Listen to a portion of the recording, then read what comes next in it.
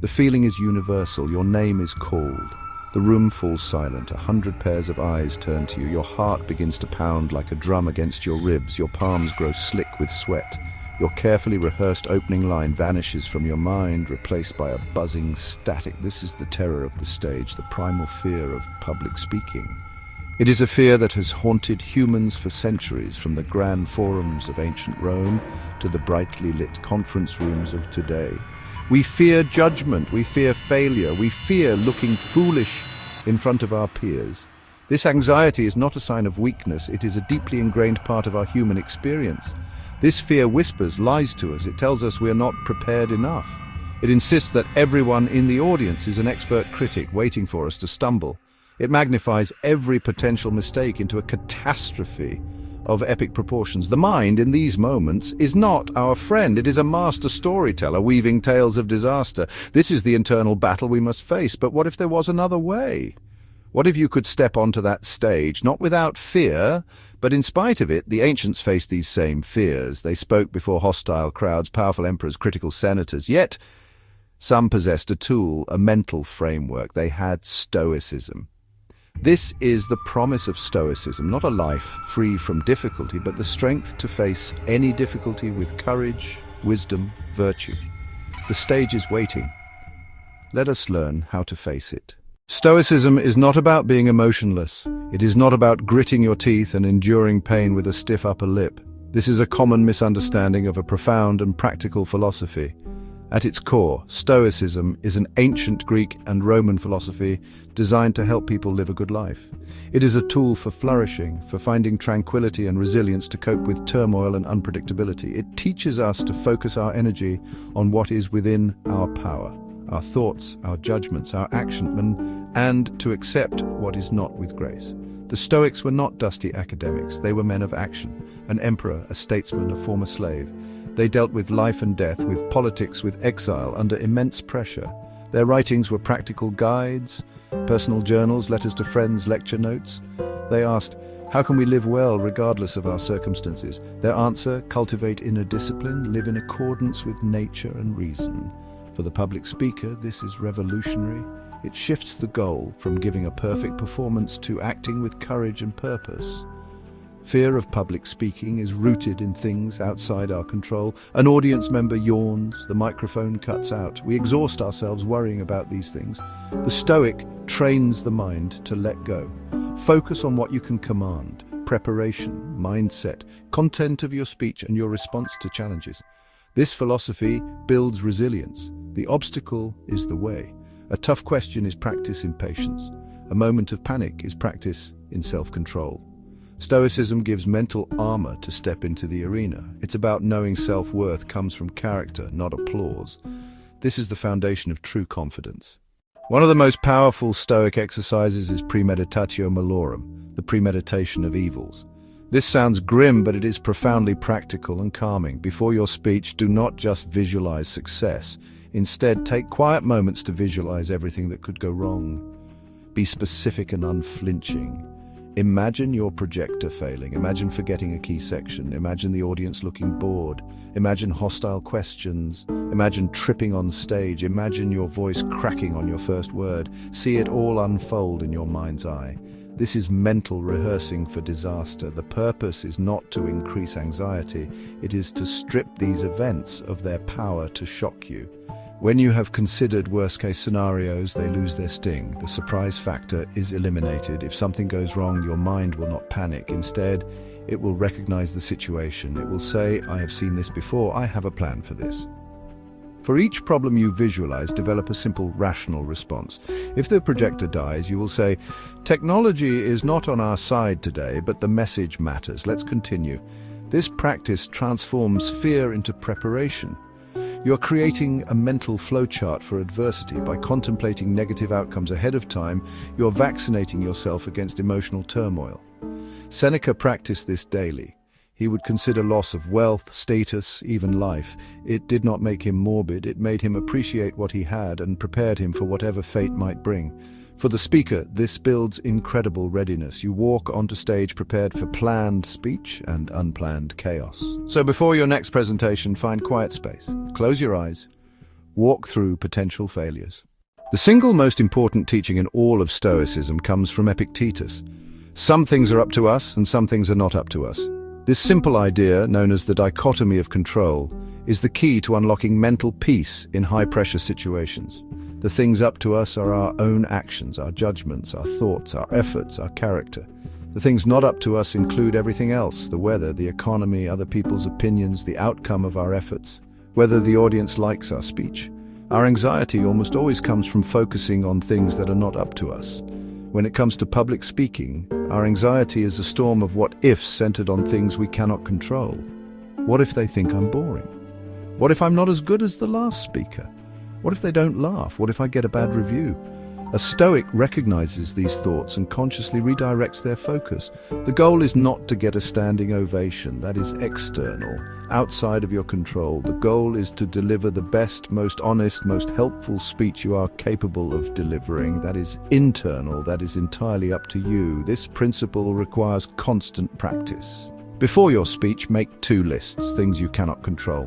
Room temperature, attentiveness of crowd, technical difficulties, final reception of your message. Things you can control: research hours, rehearsal time, note clarity, clothes choice, posture, eye contact, speaking pace, commitment to service. Your entire focus should be on this second list. When you internalize this, a great weight is lifted. You are no longer responsible for pleasing everyone or perfect outcomes. You are only responsible for your effort and intention. The moments just before you speak are often the most difficult. This is when the mind runs wild with catastrophic thoughts. A Stoic does not leave this time to chance. They create a deliberate ritual to ground themselves and reinforce their principles. This is not superstition. It is psychological preparation. Your ritual should be simple and focused on what you can control. Find a quiet space, a bathroom stall, a corner of the hallway, for 5 minutes of solitude before you are called to stage. Disconnect from the frantic energy around you. Begin by focusing on your breath. An ancient technique for calming the nervous system. Inhale slowly through your nose, count of 4, hold for 4, exhale through your mouth, count of 6. This signals safety to your body. You are not running from a predator. You are in control. Feel your feet planted firmly on the ground. Physical grounding creates mental grounding. You are here now. Not in a future where you are failing, but in this present moment where you are simply breathing. Mentally review your Stoic principles. Remember the dichotomy of control. I will focus only on what is up to me, my effort, my intention, my message. The audience's reaction is not up to me. Review premeditation of mishaps. I have considered challenges that may arise.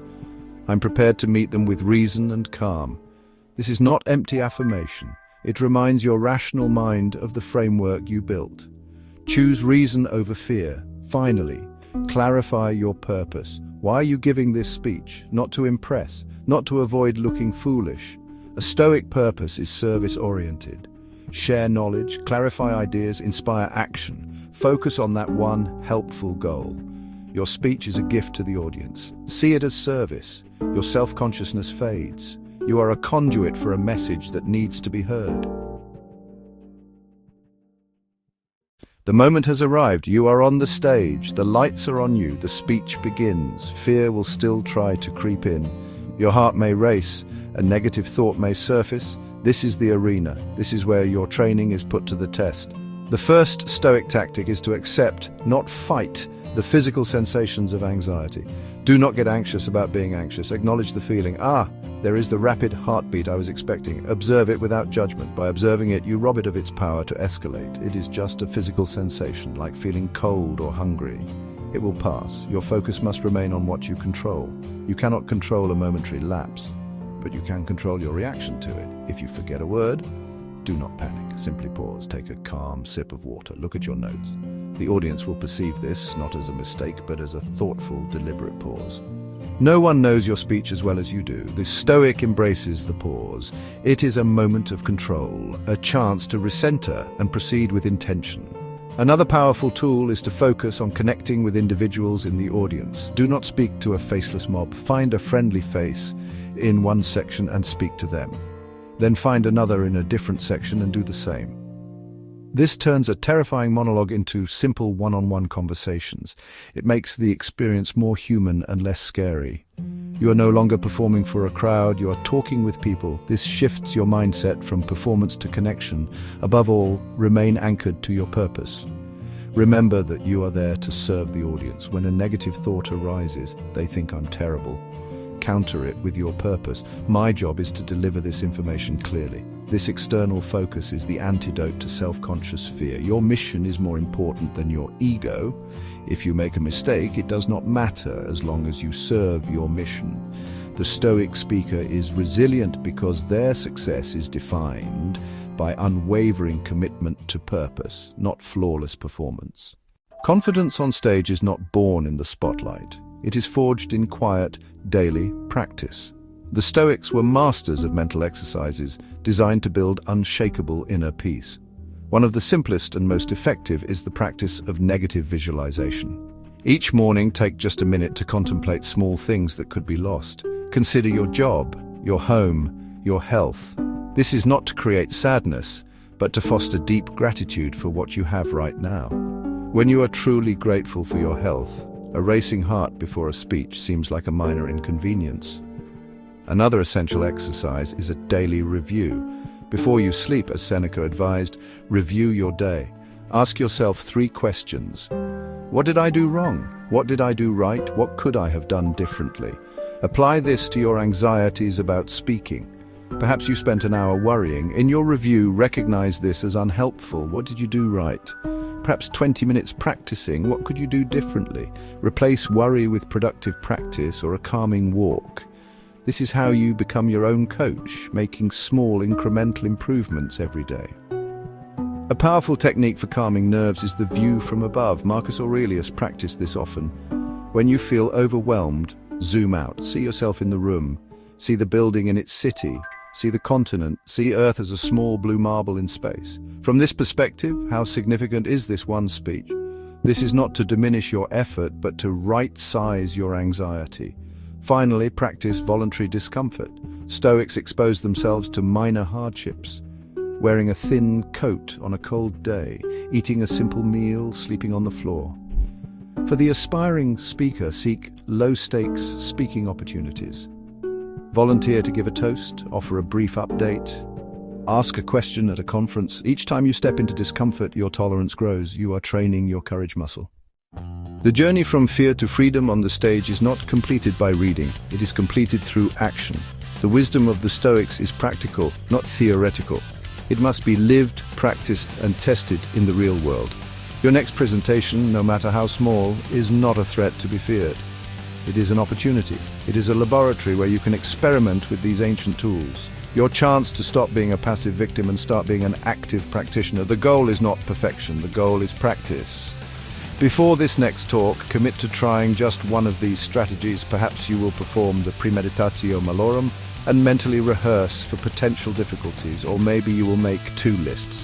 What is in your control, what is not, and vow to focus only on your effort. You could create a simple pre-speech ritual of breathing and reminding yourself of your purpose. Mirror nod. Choose one technique that resonates with you. Do not try to do everything at once. The path to mastery is built one small, deliberate step at a time. The simple act of trying is itself a victory. During the speech, when you feel nervousness, see it as a cue. Let it remind you to return to your principles. Take that deliberate pause, take a sip of water, find a friendly face. Remind yourself that you are there to serve, not perform. Each time you choose a stoic response over panic, you are strengthening a new mental muscle. It will feel unnatural at first. Your old habits will fight back, but with each repetition, the path of reason becomes easier. You are literally rewiring your brain. This is an invitation to reframe your relationship with public speaking. See it not as judgment, but as a chance to practice courage, wisdom, and purpose. The Stoics gave us a blueprint for building an inner citadel, but they cannot build it for us. We must lay each stone through our own actions. So take these secrets: the dichotomy of control, the premeditation of mishaps, the focus on purpose, and apply them. Your next speech is waiting. Step into the arena, practice, and discover the unshakable speaker who has been within you all along. If you enjoyed this video, please hit the like button and subscribe for more content.